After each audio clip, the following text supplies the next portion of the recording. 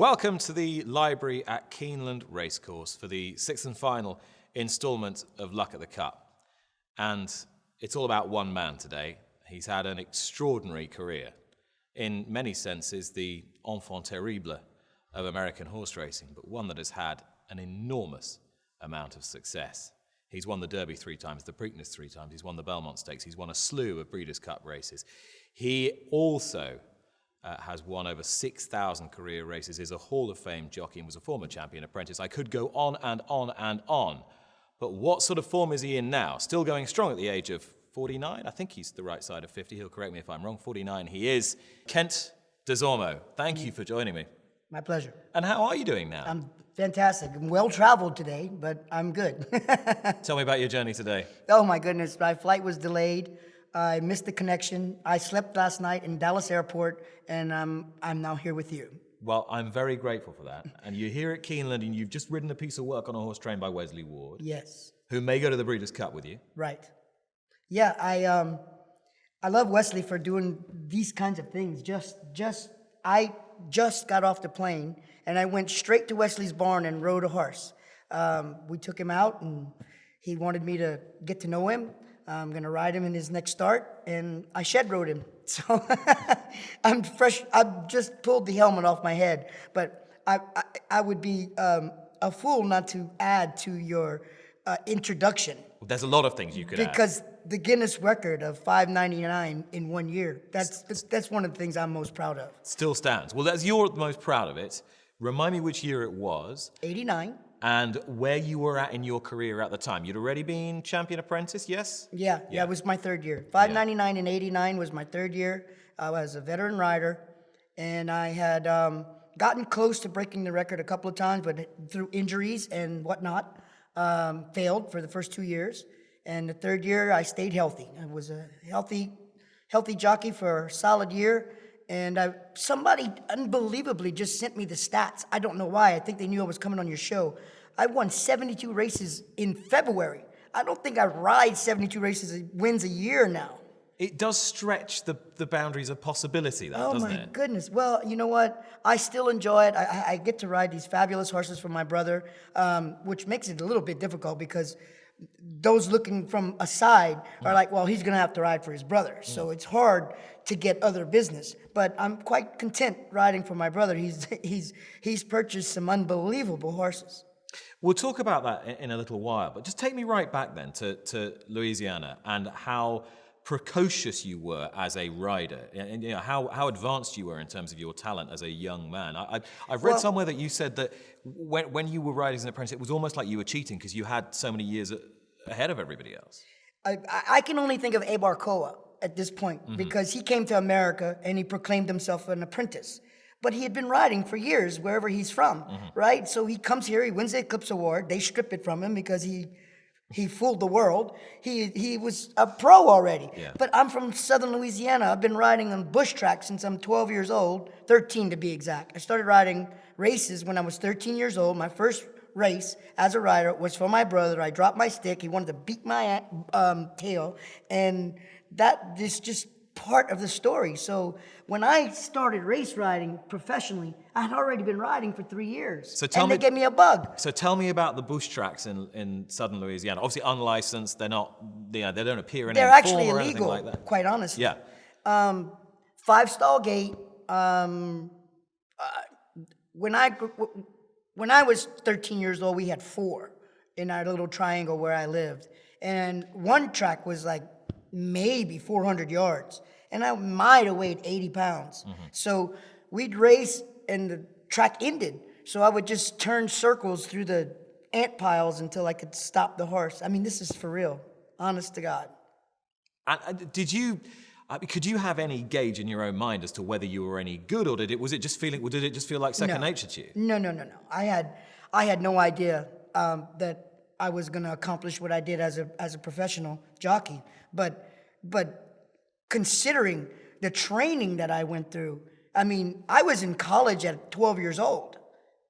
Think about that. Yeah. You know, these collegiate basketball players, they think they're going through high school basketball and then collegiate basketball and then they might go pro. Well, I was doing that when I was 12. Nick, I was riding horses since I was 4. So I honestly, in my toes, feel like I am a horse whisperer. I know what a horse is going to do when it thinks it's going to do it. And who was the first person to put you on a horse? Probably my father. And he had We you... always had horses. We always had horses. My first horse was a Shetland pony that pulled my ear off my head. I went to paint it, pet it, and it was in the feed tub, in the pasture, in a paddock.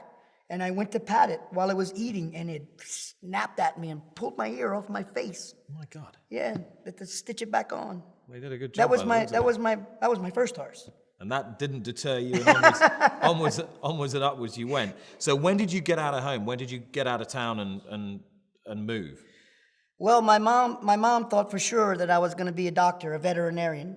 And boy, I can remember her being really upset that I decided to become a jockey. And I left when I was 16. I was just 16. I look at my kids, I look at 16-year-olds now and think, wow, it's crazy. How streetwise were you at 16? Not at all. Not at all. I wasn't streetwise at all. But I think for the fact of the matter, by the time I was 20, I was an adult. I lived with adults from 16 to 20. So all of my life, things that happen to most people when they're 26, I had already done by the time I was 20. So this record you broke when you got the most wins in a year, which still stands, Guinness World Records, etc. Your third fully fledged year. Do you have happy memories of that, of riding, or did it feel like physically so demanding you couldn't go through it again? No, I can honestly say it was really nothing but joy, because all I did was win. 9 in one day once. I would ride the entire card at Laurel or Pimlico, and then I would fly to the next track, and my wife would be there waiting for me with a van, and I would ride. I usually would be able to get to the next track and ride from the third on, and then we would drive back. And everyone, all the trainers, all the outfits in Maryland knew what I was doing. So I wasn't expected to ride horses in the morning. They gave me mornings off. As a matter of fact, I can remember I only breezed or exercised, worked, we call it working. Mm-hmm. I only worked one horse, and her name was 38 Go-Go, and it was probably the only horse, it was the only stake horse that I rode at the time of being a kid, Incredible. It was incredible. And then opportunities obviously started to get on better horses, and you were riding Grade 1 horses at a pretty early age. What was the first real smart one you got on? What was the first horse that people would readily associate you with that you built up a partnership with? For me, I would have to say Best Pal. That was my first $1 million winner. It was the first horse that was a significant horse and took me to a different level. I would have to say Best Pal. What a name. And he was to you, clearly. When you say he took you to the next level, how did that manifest itself? I rode a horse for Michael Whittingham, and I won my first Grade 1. It was the San Juan was a Grade 1. And it was a big race then, wasn't it? Yeah, it was huge. It used to be the thing, right? And I think that it just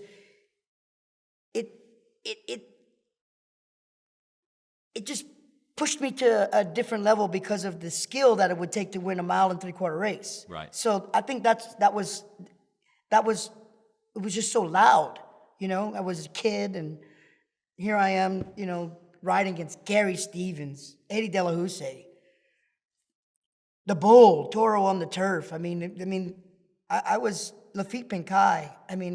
When I was injected into California racing, it was incredible talent, and I was able to win. That is an extraordinary group of competitors.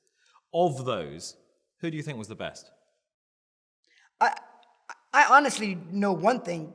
People like Chris McCarron and Julie Crone taught me so much, because the physical attributes that I might have had on a racehorse had nothing to do with the politics of racing. And they were masters. The masters. I can remember Chris McCarron getting off a horse and it ran last. Oh my God, this horse ran so hard. Thank you for letting me ride him. He tried so hard. I'm thinking, what's he talking about? He just finished last. And then, I'm walking back to the jockey's room following him, listen to him tell his trainer, or owner, whoever he was with, that the horse just gave his eyeballs out to win the race for him and finish last. I'm thinking, okay, live and learn, boy. Live and learn. Did you? Yeah, of course. Yeah, of course. It was a lesson I'll never forgot. And did you become effective at telling people as much what they wanted to hear as the No, truth? Nick, that I was never good at. I wear whatever I've got to say. I wear it on my sleeve, on my cuff. How does it go? Yeah. Yeah. I'm just too honest. I can't pull your strings, man. I'm gonna tell you exactly what I feel. And is that why, as you were saying, Chris and Julia had this great skill of being diplomatic and getting on horses? Yeah, politically correct. Is that why you've had relationships with so many people and they haven't necessarily lasted? Because you've told them what you thought and maybe told them too much? I agree with that 100%. Absolutely.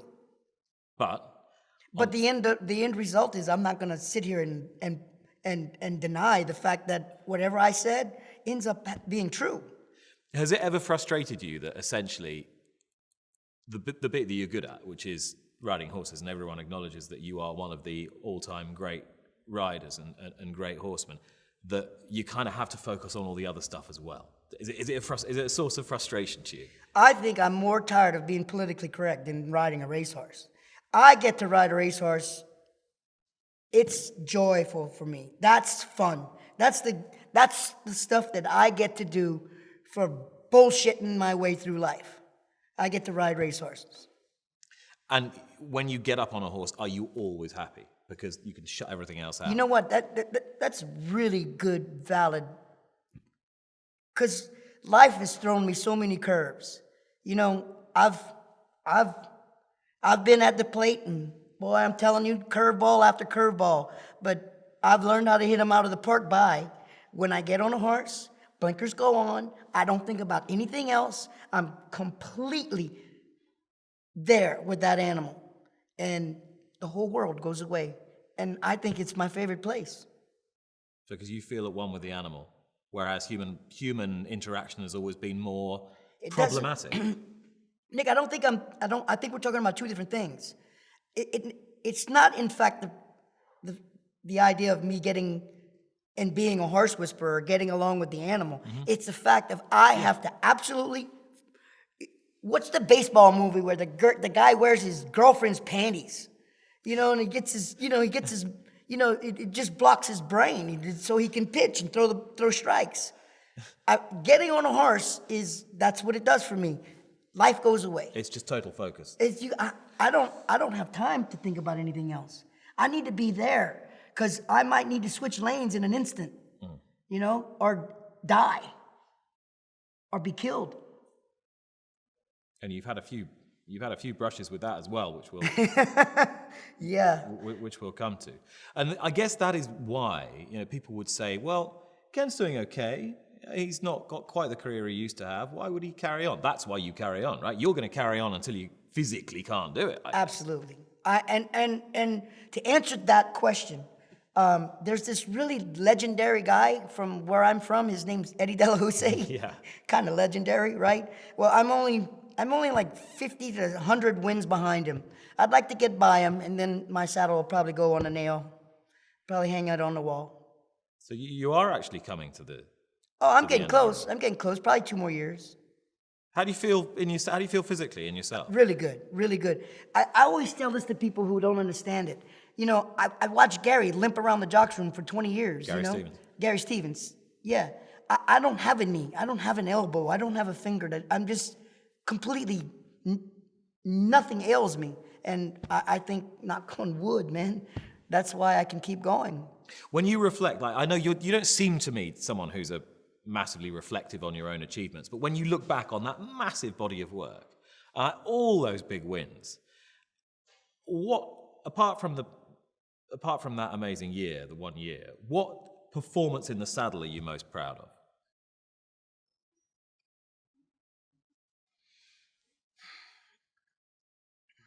I think my ride on Fusaichi Pegasus was masterful. In the Derby? And when I won the Kentucky Derby, because he was so difficult, and I probably got the call on him because I could coax him.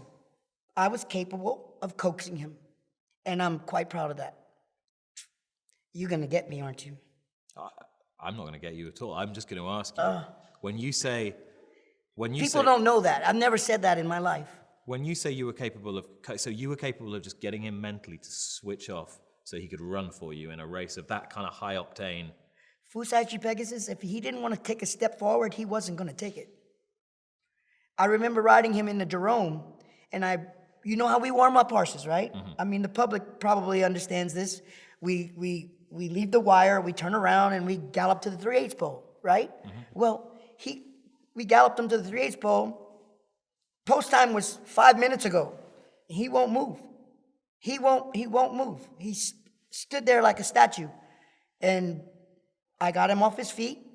I got him to take a step forward. He loaded in the gate, and we won. He was that kind of proud. That kind of proud. Took some skill, I think. And congratulations to Drysdale, because he was difficult. He was difficult mindfully. So when you won the Derby on him, did you think, well, it's a good job I've done that, because who knows where this road is going to end? You felt it could kind of end sooner rather than later. With him? Yeah. Oh, I didn't think he could lose the Triple Crown. He won the Kentucky Derby in the third fastest time ever in the history of the Kentucky Derby. And he got beat 15 lengths in the Preakness in the third slowest Preakness ever. Third to last time. So he just wasn't. He didn't even run, and he finished second. You did, of course, get considerably closer than that to winning a Triple Crown. Mm-hmm. You remain the closest ever person. It's never going to get... That's one thing that's never going to beat that one. I got beat. Just for clarification. I want to see. I want to see the photo now. That's infamous. Infamy. On Real Quiet, Belmont Stakes, done a nose. Probably 40 minutes to determine the picture, the photograph, the... Tell me about that 40 minutes. I honestly thought if they would have made me first, they would have disqualified me. I honestly believe that. I believe I would have been DQ'd. Because I could hear Victory Gallop coming, and I steered in front of him to beat him, which was quite cruel.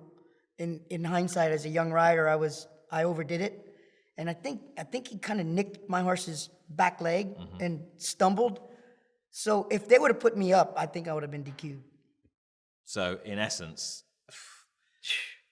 probably better. What would have been worse? I think DQ. Yeah, I think a DQ would have been worse than getting bobbed. Yeah. Talking of getting bobbed, did you get bobbed afterwards by Bob? Oh, yeah. You know what? The reality of that ride is, if I had to do it all over again, I'd do it exactly the same way for the first time. But I guarantee you, if I rode it 9 more times, I'd win every time. What would you do differently? I wouldn't have showered on him. I think I turned for home and I just showered on him. That means I asked him for his life. I asked him for his best. Just go, explode. When I could have just let him gallop home. If I wouldn't have even asked him to run, he would have won. But this is, I can see it there. It's the Triple Crown, and there hadn't been okay, this is long enough ago, it's 98, but there hadn't been a Triple Crown winner for 20 years, and there you were, still in your absolute pomp. I think it was the first time they mic'd jockeys. You can hear me screaming my bloody head off. Yeah, I'm screaming at him, asking him to go, and he never got tired. He just gawked. I just love hearing the people that say, I told you couldn't get a mile and a half. But I'm telling you, when Victory Gallop headed him at the wire, when he saw him at the wire, 2 jumps later, I was a length in front. He took off like a racehorse leaving the starting gate. He just was lost on the lead. He thought, hey, why are you in a hurry? We won. But if your expectation bar for Real Quiet was sort of there, going into the Belmont Stakes, where was the expectation bar on Big Brown going into the last leg of the Triple Crown? That was even better. I mean, you must have thought, this is it. Here's my time now. I missed it by a nose.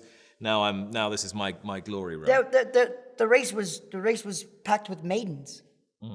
The horse that won the race, the Chara, he was a maiden and he never won again.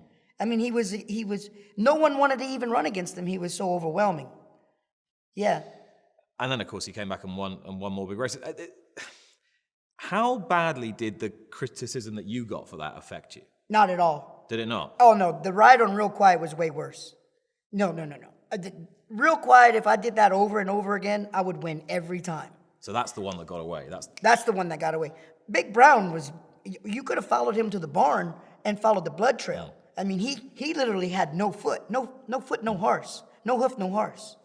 I mean, and not only that, not only did they literally build him a hoof, a heel, the first jump out of the gate, the neighbor horse stepped on him and pulled the patch off. And if anything, I wanted to go fight with the starter because he was standing right in front of me. You know, starter was on the track. The starter is the one who pushes the button and lets the horses go. It's electric. You know, they open the doors. But he was literally standing right in front of my stall. And you can watch him. He hits the button and then backs off. Well, Big Brown took a step out. The two horse took a step in and just pulled his foot off. And I knew probably about, at Belmont, that had to be at the mile and an eighth. We were at least a mile from home. And if I held him together, if I held him up, he would gallop with me. He would carry on. But when I asked him to go faster, he'd slow down. So after about that fourth try, when I really showered on him and begged him to win the race, he was last. He had gone from third or whatever. Now he's last. And I said, this is ridiculous. I know what's wrong. So I actually started to pull him up. I was going to pull him up and stop him and jump off of him. But I didn't want the public to think that he had broken down. Yeah. He just couldn't progress. He couldn't perform. So I cantered him home. Yeah, let him gallop to the wire. Slow and easy. All these like extraordinary stories that have left such a deep impression on people. You know, Fusaichi, Pegasus, Real Quiet, Big Brown, and there are more as we go later into your career. Which time of your riding career were you at your most content and settled, do you think? If ever? Now. Now? I think now. Why so? I'm truly just enjoying my job more than ever. I mean, for the horsemen that are out there and whoever watches this, they wonder why I'm not kicking doors and banging, kicking tires, banging doors and not there strapped to pedal to the metal all the time. I'm really content. I'm happy, but I still want to ride. I still want to, I still hope they use me. I have some really good clients, Vladimir Serin, and he's so awesome because he'll look at me in the face and say, you know what, I can't believe how well you rode that horse. You're the only one who could have won on that horse. And I feel good about that. That makes me feel good. Like I still got it. But my brother he's probably the best trainer I've ever ridden for. You know what he says? What does he say? Have fun. This one's ready. Have fun. He's an intense competitor, isn't he? Oh my God. He's the reason I am who I am. I spent my whole life trying to beat him at everything. From when I was 5 to 16, when I moved on to my own career, all I did was try to keep up with him at everything. Football, baseball, basketball. And I think it's a fair assumption, having spoken to him a bit and having interviewed him after Texas Red won the Breeders' Cup, he's not putting you up because you're his brother. No, I don't think so. I don't think so. And he says he puts me up because his mother will kick his butt. Until his mother's 6 feet under, he has to ride me. He's quoted saying that on network TV. but he, as I am so proud of him, of the accolades that he's created with just Exaggerator, not to mention the horses he's bought. If he can train, that's one thing, but man, he can purchase. What about Texas Red was what, 12.5 grand? 17.5. 17.5 grand. Yeah, same as Real Quiet. To what extent does a victory in a Breeders' Cup race on Texas Red for him, and to what extent does a victory in a classic on Exaggerator give you a depth of satisfaction that you might not have had from some of your other victories? It's like apples and oranges. Not even close. Winning the Preakness on Exaggerator was like through the roof. Tear-jerking. Winning the Breeders' Cup on Texas Red was cool. I was happy to win a Breeders' Cup for my brother, but winning a classic winning the Preakness on Exaggerator for my brother. Should have won the Derby. I mean, I hit a wall at the 3/8 pole, and it's so obvious now, the way he blew by Nyquist in the Preakness. That's the only thing those kind of things really. You remember me winning the Preakness. I remember losing the Kentucky Derby. That's kind of how we are. That's quite typical for a top jockey. I mean, we've interviewed Mike Smith and Jerry Bailey on this series, and the two races they spoke about most animatedly were Smith on Zenyatta in the Breeders' Cup Classic 2010, and Bailey when Blaine beats him, and Bailey on Cigar in the Del Mar in the Pacific Classic. Exactly. See, that's how we are.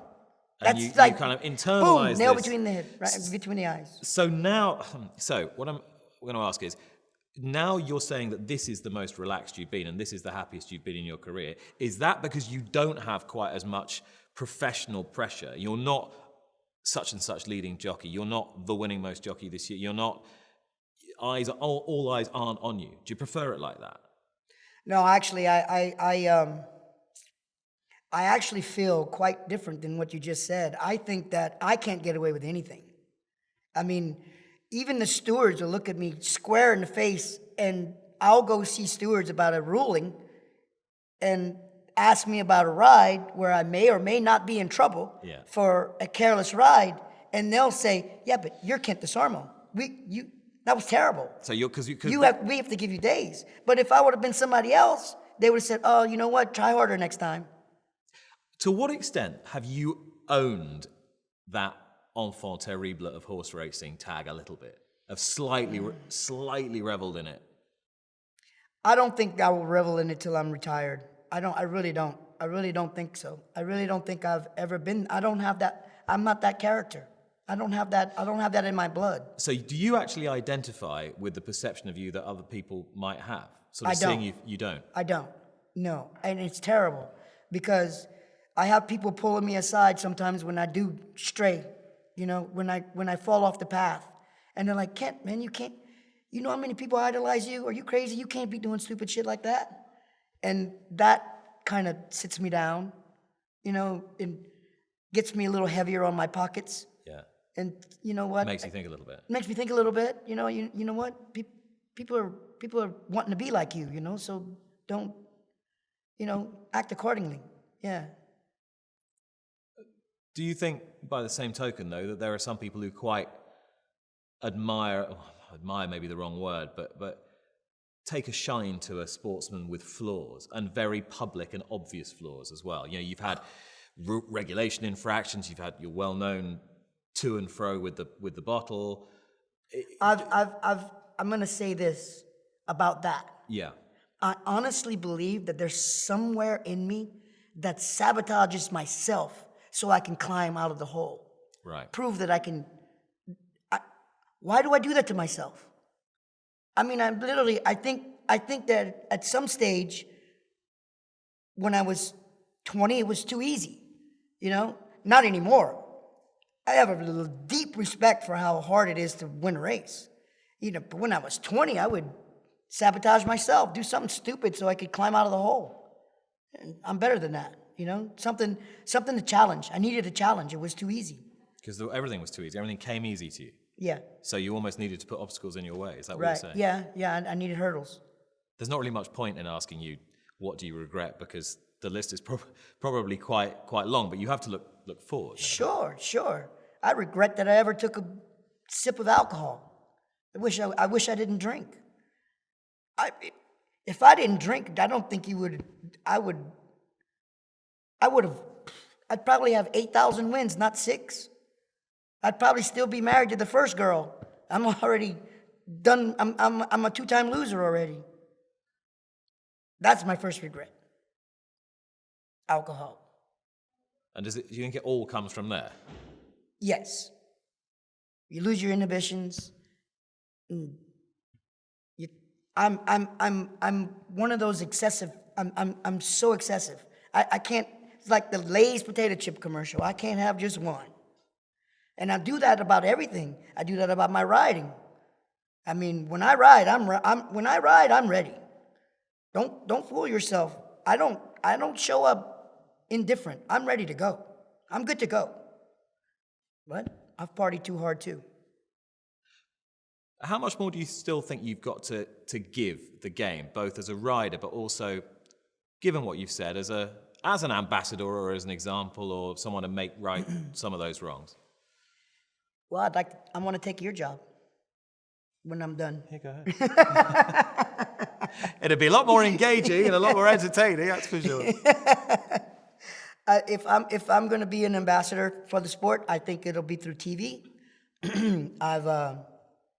Tony with TVG has invited me to their stage and whatever. I mean, I really would like to commentate. I'd like to be talent on TV after I'm done and bring conversation to the public. Is that something that you like the idea of because you feel like a natural entertainer, or is it because you just can't let the sport go? You've got to stay with the sport. I think it'd be it's the attachment, the passion for the game. I'd be able to stay involved, be able to watch, the Derby and all the great events that we have throughout the entire year. But I'd be engaging, I'd be able to be engaging, and it's so easy for me because, I complete the ride, I jump off the horse, and then I have a conversation. Well, can you imagine me talking to the camera about what I just saw? I mean, it's like, it's so easy. It's natural. I'm quite looking forward to this. It's going to be fun. Yeah. You don't ask us pinheads who's going to win, though. We're terrible handicappers. Have you got another big race in you? Is there another big one? Is there another Derby in you, or? Well, I hope so. I think my brother has one that I really love. Could take us to the Roses. And then Breeders' Cup is around the corner. I have 3. And they're all capable. I'm not done.